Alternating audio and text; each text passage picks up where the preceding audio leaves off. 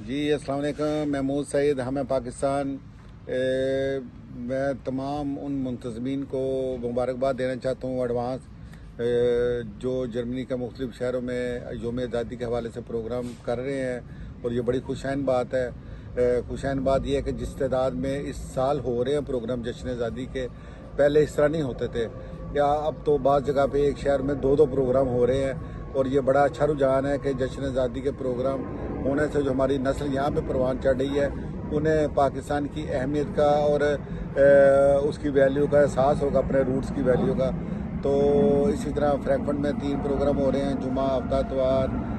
Culture شو ہو رہے ہیں۔ تو میری تمام پاکستانی سے گزارش ہے کہ اس میں بھرپور شرکت کریں اور ان کو کامیاب بنائیں، اور سب مل جل کر یوم آزادی بنائیں اور